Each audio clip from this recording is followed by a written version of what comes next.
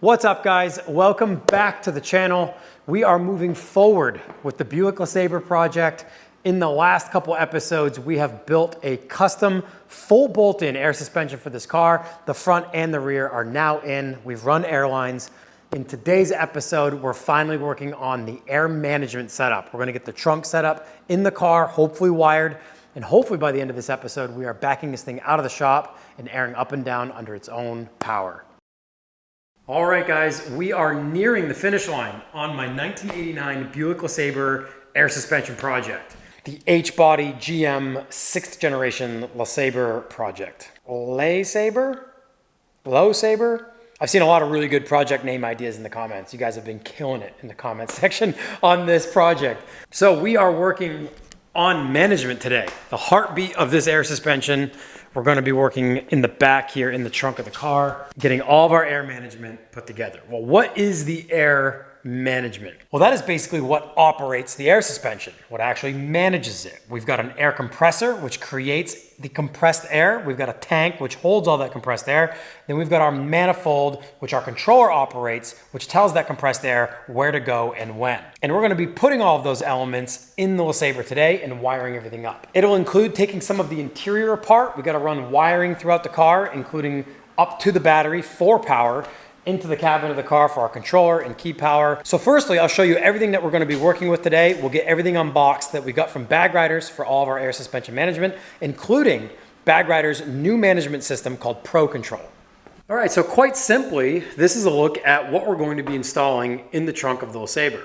Well, the trunk and the cabin. So starting with the compressor, there's many options for compressors. I normally run Via Airs. I do love that they make black ones, and it even has a black leader line on it, a black chrome fitting, swivel fitting on the end there. I just like the look of the Via Airs, and I've honestly never had any problems with them. I have the same Via Air compressor that's in my Chop Top Corvair since 2014. I haven't changed that air compressor. It's a Via Air. I think it's a smaller one. It's like a 380 maybe. And that thing still pumps air, still works.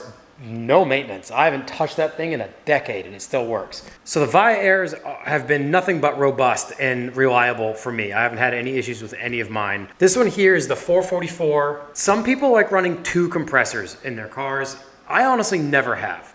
The benefit of 2 compressors is it fills your tank twice as fast. But you've got the added cost of a compressor. You need somewhere to put it, more plumbing to get both compressors plumbed into your system, etc. I honestly haven't had any issues with just one compressor. All right, for air tanks in the LeSabre, I've decided to go with the Bag Riders seamless aluminum 4-gallon tank. Seamless meaning you don't see any of the welds. Many of the aluminum tanks, you'll be able to see the welds on the end caps. And these ones are just completely seamless. They've got a great look to them. Even the feet and the mounting straps also come in black for continuity's sake. All right, what we have here is the brain of the entire air management system. This here is our basically ECU, but also valve block. And this is Bag Riders' new system called Pro Control. They just released this management system as their first branded air suspension control system. And I'm super stoked to use this in the LeSabre. All right, so I've gotten the trunk kind of taken apart to look at what kind of space we're gonna have to work with in here. In the last episode, you saw the air lines come up through the center of the spare tire tub. Not the best spot for them, really, as far as the trunk space is concerned, but the best place for them to come up from underneath the car. These are 6x9 speaker enclosures that the previous owner put in, and since I'm a musician myself and I like music, I'd love to have music in this car because it's my daily driver, or it's planned to be my daily driver. So for now, I think I'm just gonna leave these. So I'm kind of limited to the space I have to go up with my tank here. I'd love to hang the tank up high. Maybe we still do that. Basically all I'm doing right now is trying to figure out where to put the tank in the back here. And I might entertain the idea of building a bracket that gets mounted to this firewall or the underside of our deck lid up there, the parcel shelf. I honestly don't know. Let's play with those ideas. Maybe I'll get in the car and I'll see what it's gonna take to get that like cardboard off, like the actual upholstery. Well, to gain access to our parcel shelf up behind the backrest of the seats, we gotta take the rear seats out. But we're gonna have to do that anyway to wire the car, to send our wires up front to the battery if we don't run them underneath the car outside, which I have done before, but don't really like to do that. But our controller and ignition power wiring need to come through the car. So we're gonna have to take these out anyway, and probably our door thresholds along the bottom here to get to our factory wiring harnesses and run our wiring along those. Let's see if we can get these clips unhooked. There we go, I got one side. Just gotta do the other side.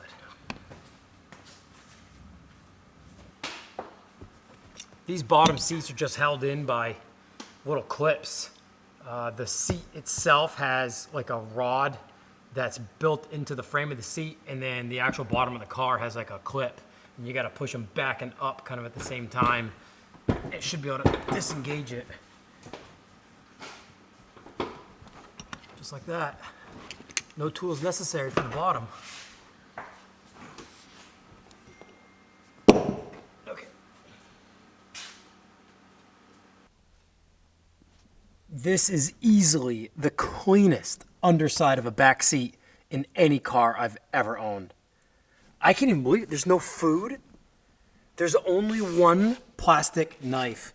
This thing has the weight of a metal knife to it. But it's remarkable to me how clean the underside of that seat is. You know that normally you find just rotten stuff. I mean, there's not even change. I don't even think anyone ever sat in this back seat.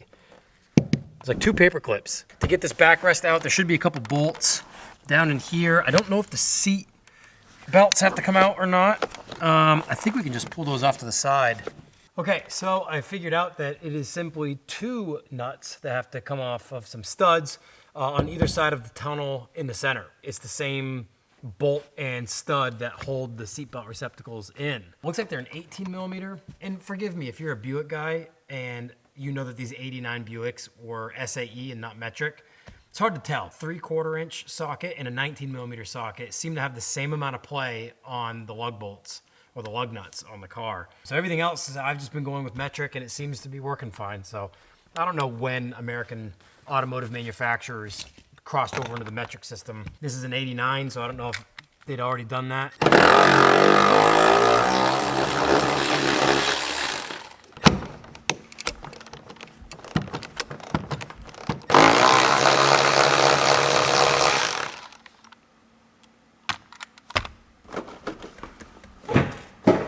We got this side freed up, and that side fell back in.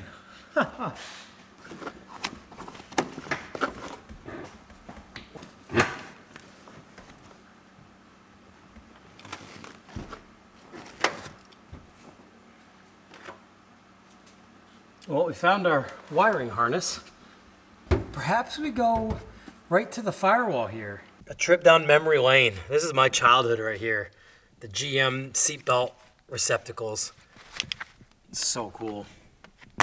Off camera, I'll put some thought into what I want to do here, because now that we've gained access to this, we might use the firewall to drill some holes and mount a bracket that we can basically mount our tank and manifold off of.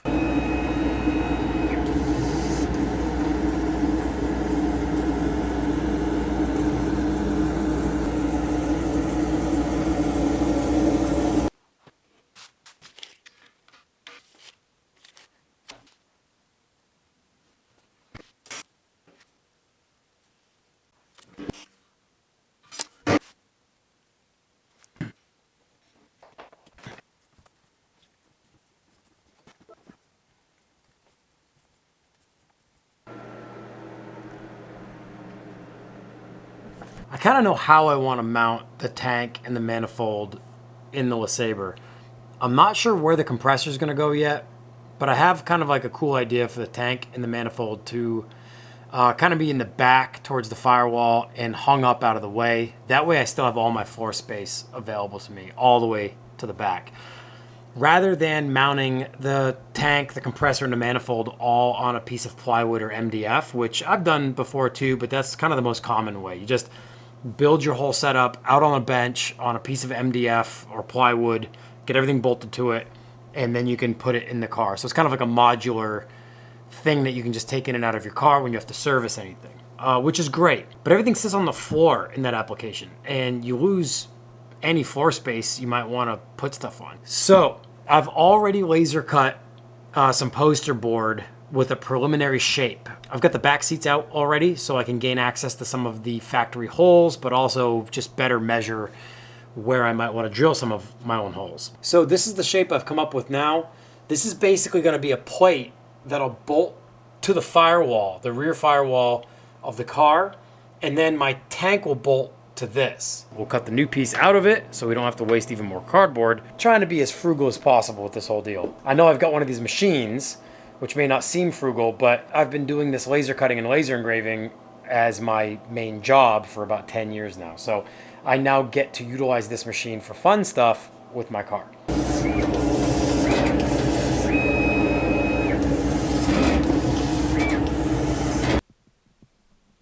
Okay, so this is the new shape I'm thinking of because where our mount holes will be on this piece of steel, it'll ultimately be steel, will bolt to some support bars that are in the car at this angle. And I've guesstimated this angle, so we're about to see if we're on the money in the actual car.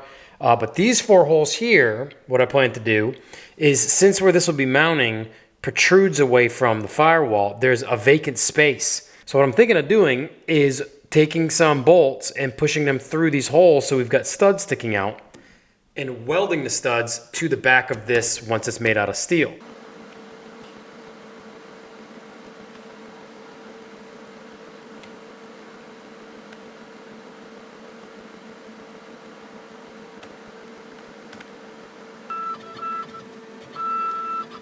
All right, so we're just gonna go for it. I'm just gonna cut this thing out of steel. I don't have much. I only have enough to cut just one. So I just did a dry run on the material, make sure that we would stay on the material. But this is what we're gonna cut out. One go. This is testing my CAD capabilities when I just kind of wing it.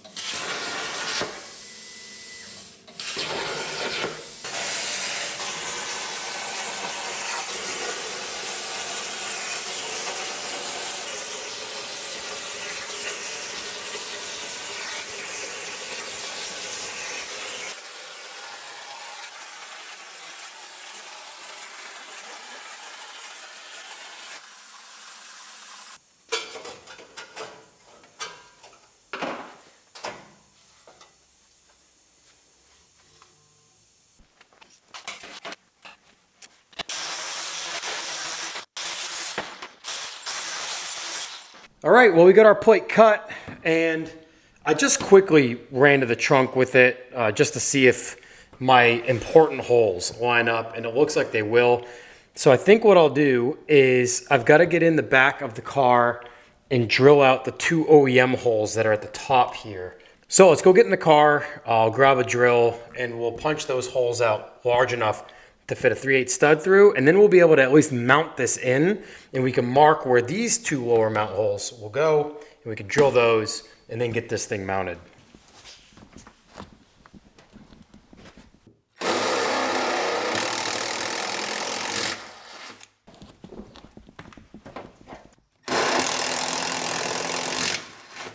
Okay, now that we have our upper holes drilled for a 3/8 bolt, I'm ultimately going to weld these to this plate, so they'll have studs essentially, but to just make sure that a 3/4 inch long 3/8 16 bolt will fit through, I'm just going to mock them up now before we weld 3/4 inch bolts in.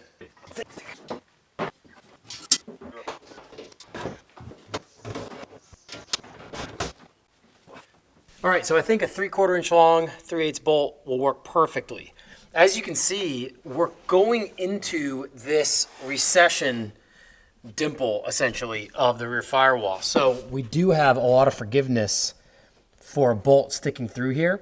So what I'll do right now, very carefully, is try to thread some nuts on these to tighten them down and hold them into place so we can scribe where our bottom mount holes are going to go.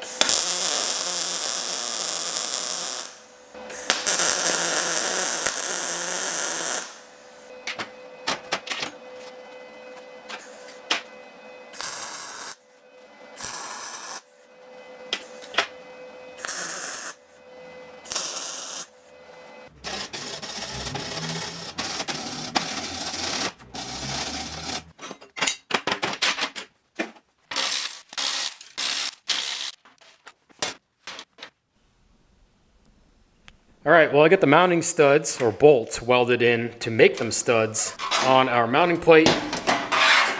Again, as a reminder, if you're welding zinc plated bolts, do everything you can to have good ventilation. Don't bury them. I'm only making some tack welds on these bolts, so I'm not wearing my respirator, although I should be. If you've got to weld any type of coated metals, you do not want to be breathing those toxic chemicals. And I have some through ventilation here in the shop. I'm not doing enough zinc plated welding where I think it's going to be too dangerous.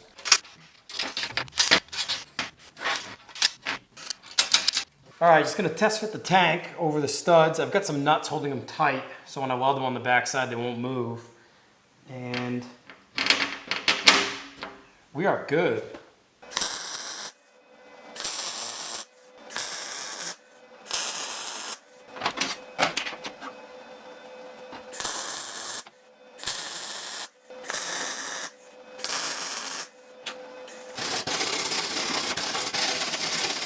All right, we got our tank studs welded in.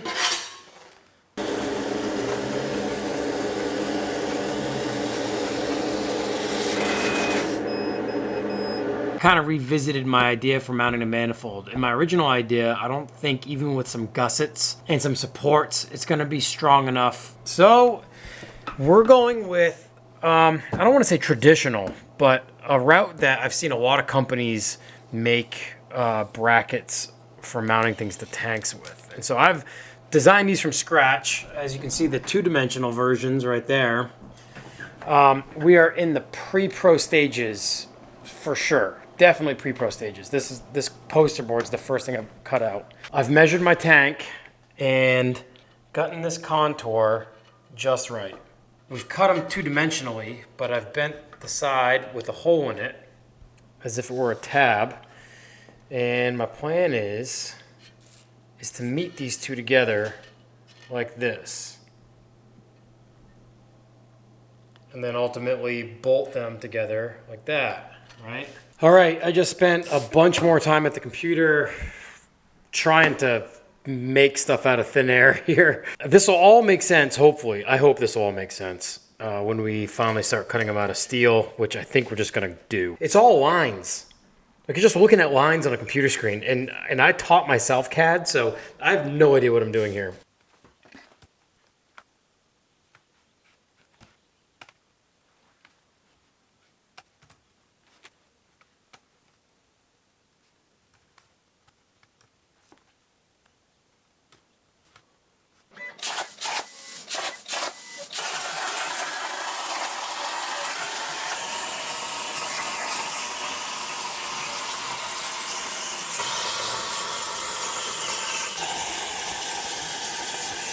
All right, well, I got the first two brackets cut. Obviously, we need to put them in the brake and bend these tabs out. But the main thing I was uncertain of was, what is our contour looking like? Boy, I think that'll work. Oh man, that's not bad at all.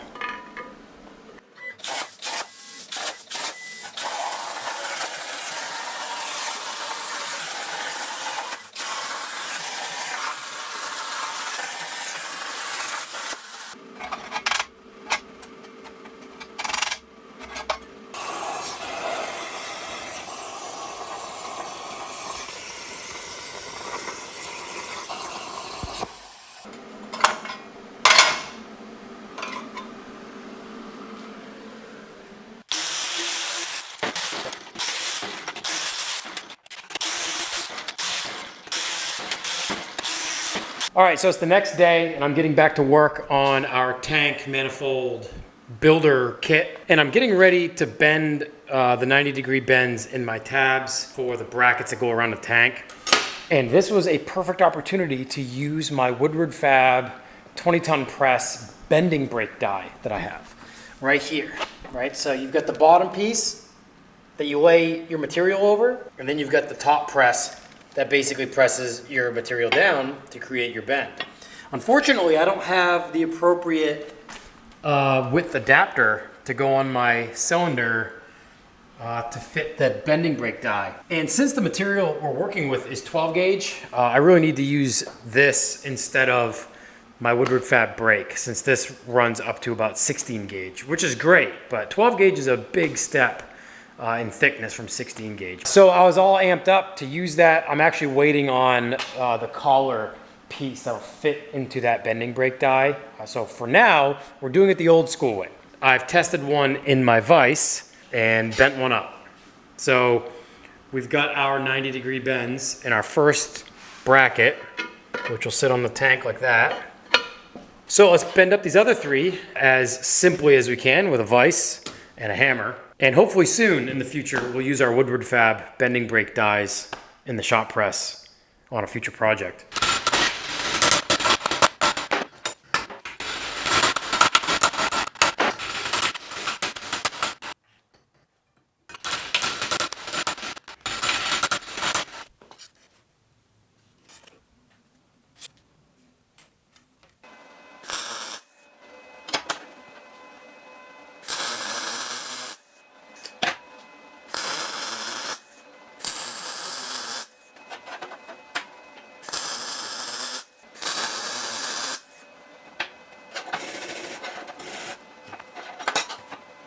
All right, well, I got the manifold plate welded to the bracket.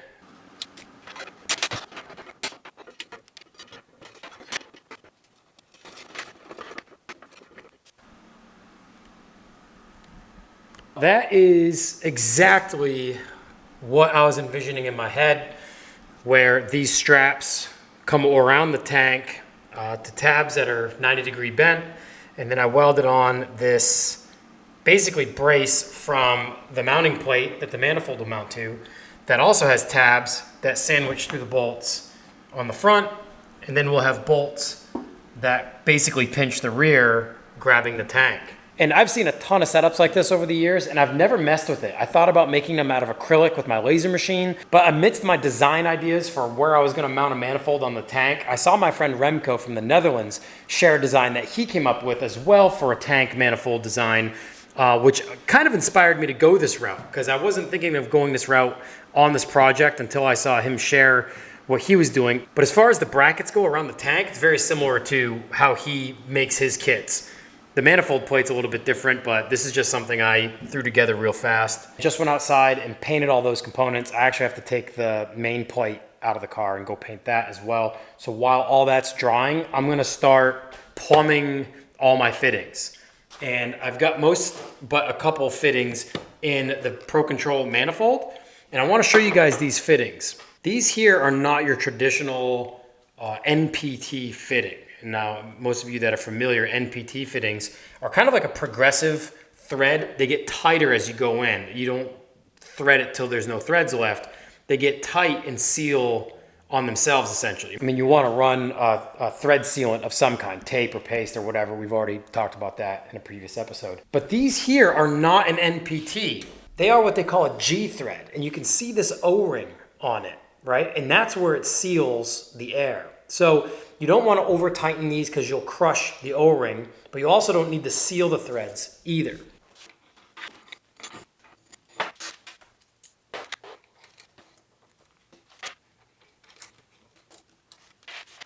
I want to get this mounted now so I can tentatively mount the tank again and figure out where we're going to put the compressor. I've been kind of staring into the void here, trying to figure out where I'm going to fit my compressor that makes sense but also isn't like right in the way.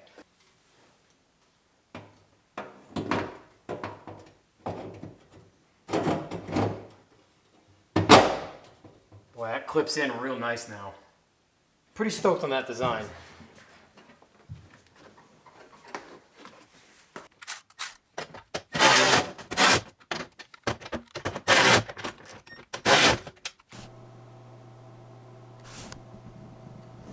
All right, guys, I just spent a bunch more time that I didn't think I was gonna spend on, you guessed it, a compressor mount.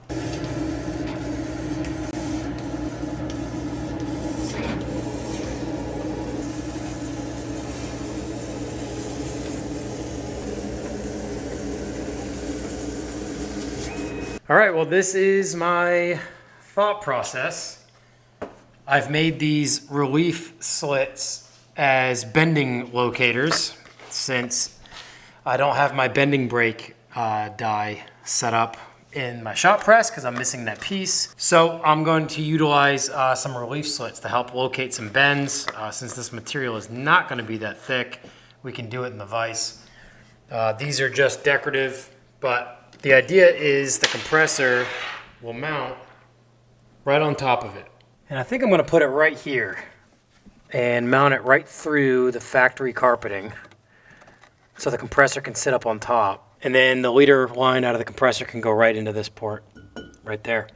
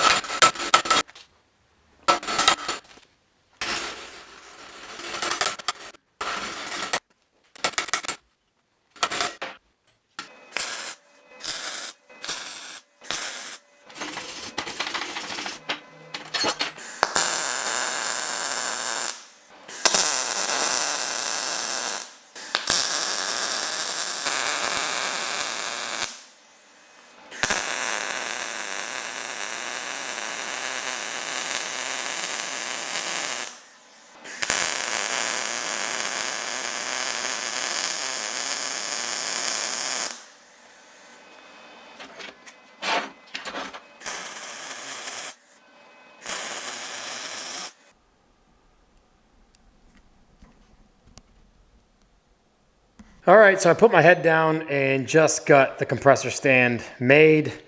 Decided to weld in the bolts upside down so they're fixed studs.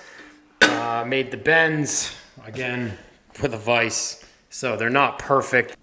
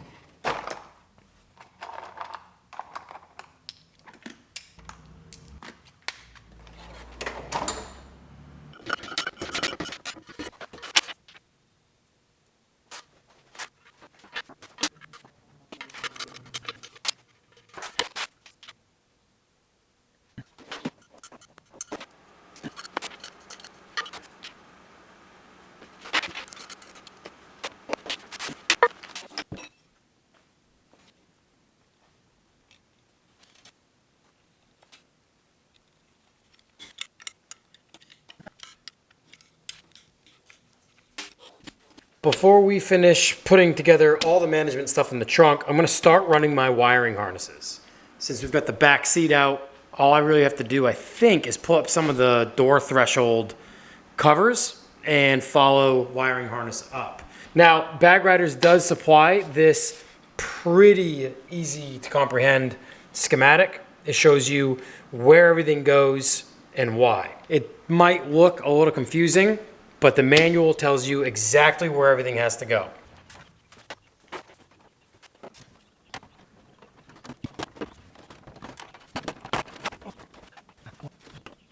Okay, we still look like a complete mess back here in the trunk, but we're making good progress. Finding the path of least resistance is the hardest part about wiring a car, because you got to go up to the front or the back. You got to basically go end to end in most applications. I was able to pop up my threshold. I haven't put my screws back in yet. All the way down the threshold, through the B pillar, and all the way down the threshold up to the front. Came up under this threshold here, and we are basically staging right here right now because I finally found basically a rubber grommet that I could punch a separate hole through to pass everything into the engine bay. That was gonna be the hardest part. So I'm working up under there. We've got them all pushed through. This here is our key power. So this will stay under the dash here inside the car to just find key power. Underneath the seat here is our harness for our controller. And I'll show you where we came through over here. We came in right there. We've got a little bit of vacuuming to do in there, but we've got our main power line that's out. We've got our main ground from the compressor, and we have another ground for the ECU, the manifold, and we have another power here as well. So all this has to get over to the battery, although the Buick has a really cool feature here. Our battery's over there at the passenger front. And I took this panel off right here. This panel was just in front of the rain tray. Right here, basically covers all of this wiring and covered all the way over our blower motor up to this cover here. And once I got that off, I saw this guy right here that says battery upside down. And once I unclipped it, I realized we have a positive post terminal right there, which means we don't have to run our power line all the way around over here to the battery. Probably just our ground. But that's a really cool feature in these Buicks that we have a power distribution right there on the firewall. But I want to show you something that I just learned about this generation GM car, notably this Buick LeSabre, that I think is super cool. Good design, I don't know, but cool nonetheless. And I noticed these two knobs and this embossing, or this relief in the casting, this is fuse access. I turned it and it sprung out. And I turned this one and it sprung out. And this literally pulls out this whole panel. And behind it is our fuse panel. So crazy. And on the inside here is our key. So at least now we can quicker find the fuse we might want to tap into.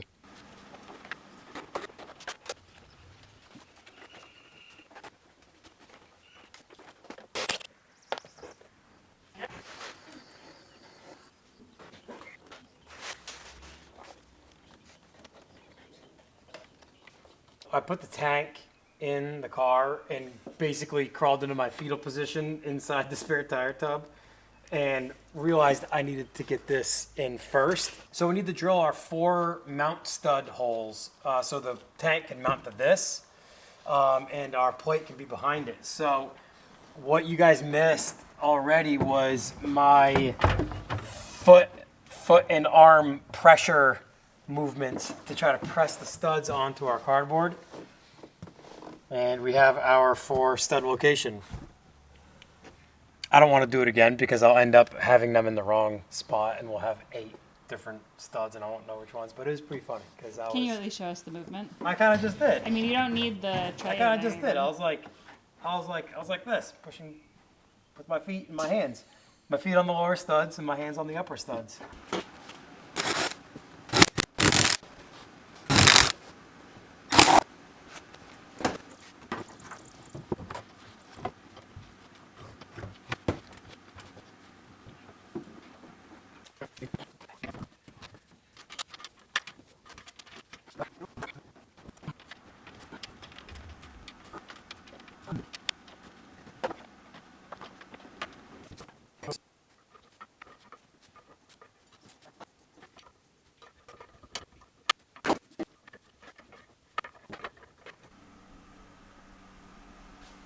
Okay, so it's the next day, and I put in a late night last night.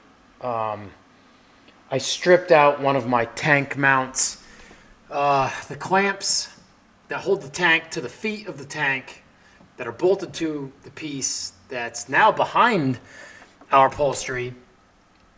I stripped it out, and the tank fell right out, and I just, feeling so defeated last night, just gave up. It was like 11 o'clock last night and started this morning at like 6:30 in the morning. Had to take everything out. Had to take it all apart, retapped the whole of the aluminum feet of the tank, which are what's stripped, to a larger bolt, put that bolt in, reassembled everything. I made this guide. You guys will see it once it's in. It's drying right now, but I made this little bent piece of flat stock to act as an airline guide. I've already drilled the hole for it down in here. It's gonna basically keep all of our airlines nice and tidy so they go up out of the rear corner of the spare tire well, and they go through the feet of the tank and then here to the manifold. Nothing's super tight yet. I'll trim these a little bit more. These clamps, the actual manifold to tank clamps, kind of unhappy with it at the moment, but I don't think it looks terrible. It's just fought me tooth and nail to get into the car.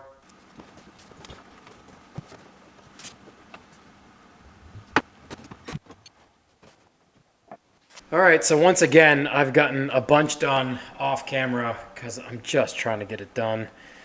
We have the spare tire in, spare tire plastic cover in and trimmed. Carpet in, obviously, and trimmed. I've come over here, and this was the hardest part of the whole deal. Getting the compressor stand mounted through the carpet, through the sound deadening, and into the holes I've pre-drilled was a little difficult, but I've got it. It's in. And with the compressor there, I can pull this carpet up and over enough to get to the spare tire. So beside the road, heaven forbid, I still can get access to my spare tire, even with this here.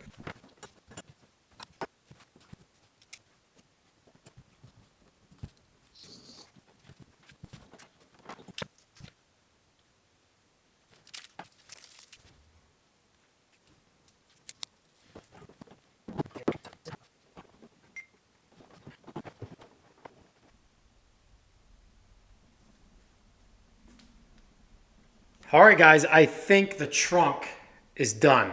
I think we're finally there. I just got the compressor mounted to our stand on top of our carpet. Upholstery's all in. Speakers are back up and mounted. Helps hide the upper mounts of the tank as well, the tank feet, which is great. Compressor's wired in. We've got our leader line sealed and threaded in. Boy, I think we're ready to turn the system on. This is the most crucial part of bagging a car, in my opinion, when you've done a ton of wiring and plumbing and all that, and making sure the system will boot up, will operate correctly, but also that you don't have any leaks in all your fittings or where you've run your lines. All right, I think we're ready to connect the battery and turn this system on. But you know what I'm gonna do first? Since we've connected a Schrader valve to our tank, I'm going to take the spare tire out and get in there once more, and we're gonna put the shop air to that to fill the tank, this tank, so our compressor doesn't have to fill this tank from 0 PSI all the way up to 150. So ultimately, we can give it a jump start and help it. We'll connect our shop air to our Schrader valve and fill that tank to like 100 PSI or whatever it'll equal out to. That way our 12-volt compressor doesn't have to run from 0 PSI to 150, won't get super hot, and it won't kill the car battery.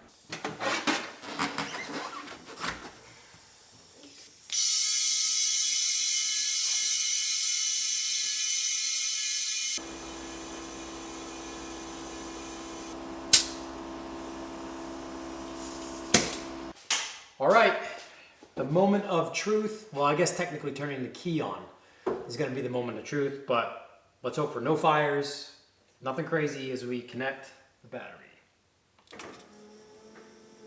The key's on. I heard the fuel pump turn on. All right, we're back in the car. Controller is plugged in.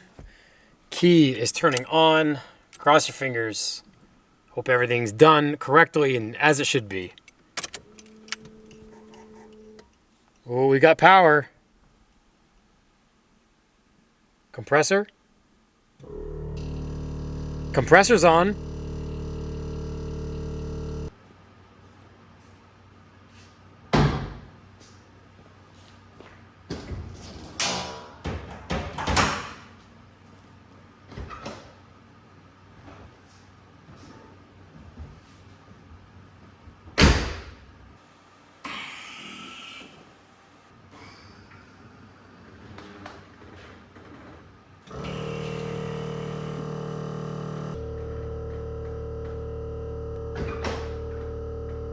Well, the car airs up.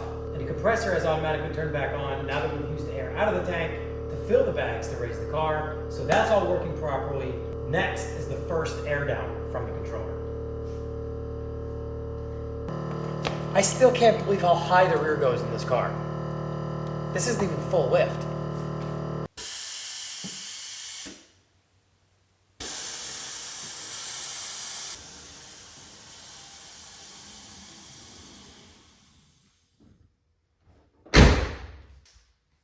Oh yeah, oh yeah. All right guys, well I vacuumed out the trunk. I got everything cleaned and put back together.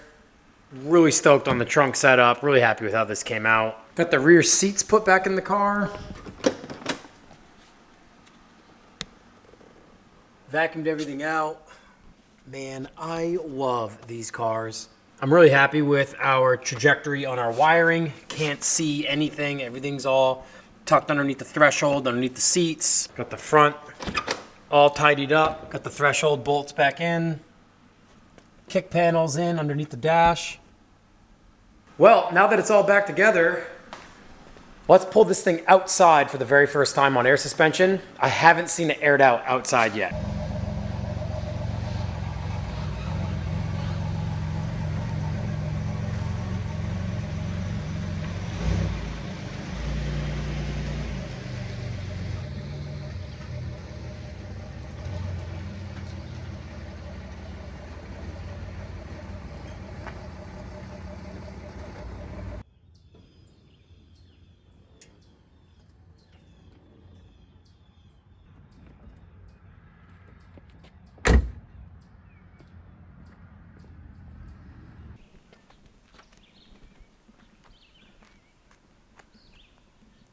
All right, guys, she is out of the shop, outside and aired out for the very first time. It is so rewarding to see this thing outside and airing up and down on its own system. And if you've been following along on this whole series, you'll know that the rear currently sits about where it did when we took the springs out, because we still have the stock shock in there. And it doesn't sit horribly bad right now with the whole new front strut assembly system from Bag Riders, the STI system that we made work in the front, but also the rear. I wanted the car to sit level. There's no point in going so much lower in the rear if the front's as low as it can go, which it is, because the engine cradle is currently sitting on the pavement. So since we're not tearing this whole car apart and raising the subframe, raising the motor and doing all that stuff, the front is as low as it will go. Like, engine cradle is sitting right on the pavement.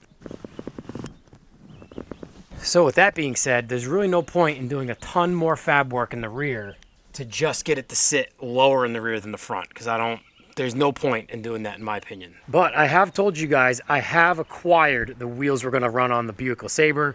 You're gonna see those in the next episode. But I do wanna mention that someone in the comments of the last video gave me a Monroe part number to an aftermarket rear shock that is shorter than the stock one. And so I've since ordered those shocks to go a little bit lower in the rear, even though I think the wheels that we're gonna fit on the car aren't gonna let the car sit any lower, because I think I'm gonna have a pretty tight fitment on the rear wheel arch. I think we're gonna sit pretty flush. But I have ordered those shorter shocks. I haven't installed them yet.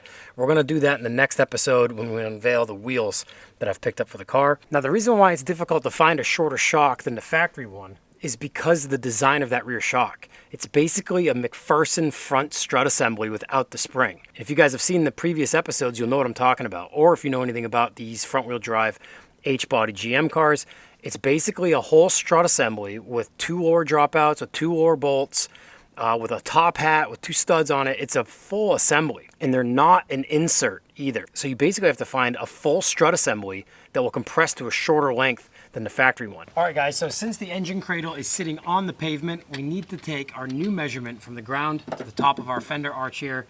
I know a lot of you guys were saying that you want to measure from the center of your hub to the top of your fender arch. Well, that would dictate the size of your wheel and tire that you're running. Since the whole point of this project was to go to the ground, I want to measure from the ground up, regardless of the size of the tire, regardless of the size of the wheel, or any of that. So the whole point was to basically measure how close to the ground we get the body of the car. And since the engine cradle's sitting on the floor, this will be our best measurement. When we measured this thing stock, we were 27 5/8, 27.65. So where are we at now? We are at 21 7/8. Now it doesn't matter if we have low pressure or high pressure in this tire because, again, the undercarriage of the car is sitting on the pavement. 27 5/8. It's hard to believe we came down more than 5 inches in the front. All right, so we've had over a 5-inch drop in the front. Let's take a look at the rear and see how far that's come down. Now, I am just realizing that I was wearing this same shirt in that episode that we measured this thing when it was stock. So it's just fitting that we're measuring it now. Now, this rear should be about 23 inches. We've measured this numerous times in and out of the shop. We're still sitting with the stock shock completely compressed. And that distance will change with the difference in wheel and tire sizes when we go to the next set of wheels that we're gonna run. So we are at 22 and a half. Well, guys, that's going to be it for this episode. We have the management all done in the Buick LeSabre. This has been a trying week for me, fighting to design this thing and get it all put together. Some things I would do again, some things I wouldn't do again, and many things learned. Every day I sit down and do any CAD design or any sort of CNC cutting or honestly anything at all on a car, I learn something. So that's why I do this. It's why I was doing it before the YouTube channel, but I'm just super grateful to have a lot of you guys along for this ride as well. It keeps me motivated. It keeps making me want to learn more, but there's less than 1 week left before the Buick drop. I'm so excited, arguably the most excited I've ever been for a Ludwig's Garage drop.